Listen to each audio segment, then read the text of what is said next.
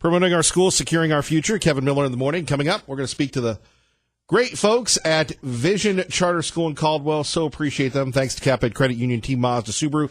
Before that, let's go to Cassie Smedley joining us from the RNC. Cassie, good to have you with us. Good morning, Kevin. Great to be with you. So here we have it. The president talking about the collusion delusion. People are so inspired from last week's CPAC speech, and it continues to resonate throughout the country. What was it like being in D.C. During that event and hearing so much about it, ma'am? Right. Well, CPAC is always a great moment or few moments, I should say, several days, because it puts everybody in one room. And it's a great re-energizing force to say, that's right. We do have a lot of like-minded people, because oftentimes if you turn on the TV all day long, or if you look at Twitter, you feel like, sometimes you start to feel a little isolated in your thoughts. So it was a great rallying moment to say, yes, there's several million of us in this MAGA moment, MAGA Nation. It was awesome to have the president there and devote so much time, 2 hours and 20 minutes, to really get the crowd going. And for our part of the RNC, this was really cool. We had, this year, we sponsored 20 young people. They're influencers, and they all live in areas of the country that aren't red states or red communities. They're blue states, in fact. But despite that, they love the president. They love the results of the president, and they are outspoken supporters. And in some cases have faced backlash. And so we brought them in. For many of them, this is the first time being in a room of like-minded people, and we gave them a boot camp to how to turn their activism into action, to say, okay, now how to encourage other people to go out and vote and support the president and get our message out. So it's a really fun time, too, to talk about growing our party and growing the support for the president, and that was on full display as well. You know, when you see, and Cassie, I'm going to give you a hard time here, but when you see these young people, does that go back to you and how you were motivated to get involved in politics and to jump into the arena? Yes, absolutely. And what was interesting, I'm a kitchen table Republican. I have parents that are Republicans, and we talked a lot about why that was. So it was unique in that way. But the first time I went door knocking was with some friends from high school, because we all got talking in class and realized we agreed, and then we went out and we volunteered for a local candidate. But that's how this happens. It's not because, I saw this campaign commercial, or, I read this very informative editorial in a newspaper. It happens in conversations that you have every day with the people in your direct orbit, in your classroom and in your club and, on your basketball team, whatever it is. And so that's why one thing I really love about, yes, CPAC, but where we are going as a movement is that it's going into communities, and it's going to where everybody is. And with these rising stars, oftentimes they're just uploading videos on Instagram to their 400,000 followers. That's the new community now, too. So it's really fun to see that there's all these different ways for people to get information and to get involved, and we're trying to connect the dots for everyone to make it easier for people to go out and advocate for their passionate beliefs. Exactly. Of course, it is a challenge now, probably the toughest we've ever had, when we have people vilify people of conservatism, of republicanism, of faith. How challenging is it? How can we reach the young people? We hear that all the time. Right. Well, and again, I think actually I was speaking with another local radio host at CPAC last week, and he said that their listenership is up amongst the younger demographic. So I think that people are going beyond the regular avenues to get good information, and obviously talk radio is a great bastion of information. And then again, going on Instagram and Twitter and YouTube in a positive way to see people that look like us and come from where we come from and are our age out there advocating for the president and the message, that's really helpful too. And that's as much as we say that online, social media, that's one of the armpits of our world right now, because it is such a negative place. It's also offering this avenue that wasn't available before for people to get information when they may not otherwise have those opportunities, because they live in a rural area or they live in a blue community where you're just surrounded by people that you don't agree with all the time, so that you can go on social media and find folks. So that's really great. And of course, I have to give a plug for our favorite hashtag at the RNC, which is hashtag Lead Right. And if you're ever wondering what's happening in your community, or just if what people are saying and doing out and around the country, that's a really fun hashtag to follow. It's all positive. And we appreciate that. Cassie, final question for you here on 107.5 FM, 580 AM, KIDO Talk Radio. Cassie Smedley joining us from the RNC as Nancy Pelosi appears to be in some trouble. You've got Representative Omar with her anti-Semitic comments, the Democrats, the new breed of Democrats, the wearers of the white, if you will, seem to be rebelling. Your thoughts on the inside? Yeah, well, this is really troubling to see that the Democrats seem incapable of just calling it what it is. And they're having, Nancy Pelosi is in trouble. So referring to yesterday, the House voted on a resolution condemning hatred in all its forms. Well, that might be well and good, except that it was supposed to be a resolution condemning anti-Semitism, and specifically Rep. Ilhan Omar's comments, repeated anti-Semitic comments. And they got a big backlash within their ranks of people saying, no, we don't want to condemn that outright. I mean, it's a real seismic shift in the Democrat Party that would even be something you'd have to talk about. Because anti-Semitism, of course, that just used to be a universally apolitically held belief that was wrong. And now you've got this Democrat Party where that's a real debate going on.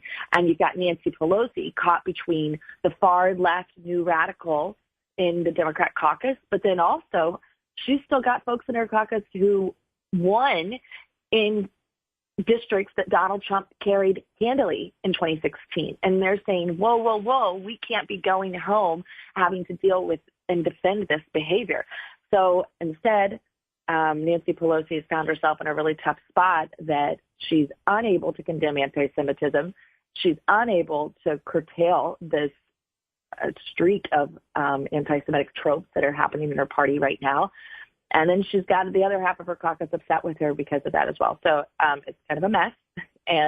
But we need to call this out. And I'd like to make one other point, Kevin, if we have a second here, that the reason Ilhan Omar's comments, yes, they are bad on their own, but Nancy Pelosi gave her a spot on the House Foreign Affairs Committee. And that's the committee that is in charge of overseeing our diplomatic relationships, chief among them Israel. And while Rep. Omar has the right to say and believe as she might like, that's the beauty of our country. I think Congress has a duty to make sure that we don't have people that on committees that contradict our mission abroad. Yeah, so we always appreciate you, and thank you for waking up on the right side this morning. Thank you, and thanks for all you do, Kevin. Have a great weekend. You too, ma'am. Bye-bye. There we have it. Cassie Smedley joining us. Pete Mountain Home, I know you want to talk about Polson. We'll get to you in a minute. First, it is Promote Our Schools, Secure Our Future Day, live from Vision Charter School. We've got Jason George, the science teacher and CrossFit coach, USA weightlifting coach, and Hannah George joining us now, a junior at Vision Charter. Good morning, Jason. How are you? Good. How are you, Kevin? Not bad. I think we've talked before in the past, and when we talk about education, what does CrossFit have to do with education, sir? I know that's one you've handled before for me. Yeah, we talked last year about it. Here at Vision, the CrossFit teaches kids grit, teaches them determination, teaches them to be comfortable with being uncomfortable. And, in education, there's times where you just got to get things done, and you got to get done with a deadline. And so there's a lot of crossover there. There's a lot of physics, we can measure what we're doing in CrossFit. We can talk about work capacity, power output. And so as a science teacher, I see a lot of crossover, just because there's the ability to measure what we're doing, quantify what we're doing, and actually see if what we're doing is working, as opposed to just kind of guessing if what we're doing is working. That's always good, as opposed to just guessing. But when we take a look at science, which is what you teach, how do you reach the kids today? Obviously, the folks at Vision Charter, you do a great job. You're very passionate. Thank you for having us there. But making science relevant, is it easier today, Jason, because we have so much technology, or is it more challenging because, like Kevin Miller, everybody's ADD? Probably both. It depends on the kid, but as a teacher, your job is to find out what kids are passionate about and try to make those connections for them. So we're competing next Friday at the Western Idaho Science and Engineering Fair at BSU, and those projects are student-driven research projects. So my job is to teach them how to do research, but I don't want to force like, hey, you need to do research on this topic. I want them to pick the topic because that's what they're going to be passionate about, and that's what's going to cause that follow through. So. Well, we appreciate that. Hannah, what about you? Tell us a little bit about Life at Vision. Life at Vision is really, really cool. Like I do the weightlifting program and the CrossFit program. So I do the weightlifting program and the CrossFit program at Vision. And then I'm also working on starting Boise State as a sophomore when I graduate because I'm doing the sophomore start program with them right now. Vision's really awesome in that they give you a lot of opportunities, and so I'm trying to take advantage of those. Boy, what's your favorite topic? Science, like environmental science and health sciences. Are you looking at, first of all, wait, you're going to graduate high school and you're going to be a sophomore in college? Yeah. How does that work? So Boise State has an awesome program to where you're taking college classes in high school to where when you go to college you're already starting as a sophomore, but you don't have to have like your AA. This allows me to like get my foundation classes done, and then once I get to college do all the electives to like get the degree that I want to pursue. Any thoughts on what you want to pursue? Yeah, I would like to be a health administrator and work in the health sciences because I'm really passionate about that, and what I'm doing right now is aligning with those goals. Boy, I was going to say, you sound so much, and I'm sure you hear this all the time, so much more mature than your years. So tell me a little bit about the weightlifting. So I started weightlifting, well, I've been doing CrossFit for like almost 4 years now, and I always enjoyed the weightlifting part of CrossFit, and in September of this year, I like last minute did a weightlifting meet, and I really enjoyed it, and right now I'm training for my next weightlifting meet, which is in April, and I have done 3 so far leading up to this one. Now I'm going to get a little in the weeds, so we apologize to the listening audience already here on KIDO Talk Radio 107.5 FM 580 AM. But when we're talking weightlifting, are we talking powerlifting or Olympic lifting? Because there's a big difference, right? Yeah. So I do Olympic weightlifting. Right. Which is the snatch, the clean and jerk, and everything else. And yep. How, what could you explain to everybody what that's like? Again, the most famous form of lifting weights, yet a lot of people, they don't see it or they don't know about it until every 4 years in the Olympics. Very demanding. Yeah, it's really demanding. So you don't like think it's going to be that demanding because you're only doing 2 lifts like when you compete. But when you're training like 2 hours a day. A lot of times, a lot of people are doing 6 to 8 sessions a week. I'm not at that many sessions right now, but the training is really enjoyable, and I think you have to like enjoy the training to be good at like your sport. A lot of people, when you talk about weightlifting, are like, oh, that's really cool, but they don't know a ton about it because they just see it at the Olympics. But there's a lot of like stuff leading up to it. So Idaho LWC has a lot of weightlifting meets that they put on, and right now they're doing a big one called the Genesis Invitationals, and there's 4 weightlifting meets in that invitational that people get to compete in. Well, Hannah, we appreciate you waking up so early, and you and Jason and everybody else. Quickly, anything else, Jason, you'd like to say?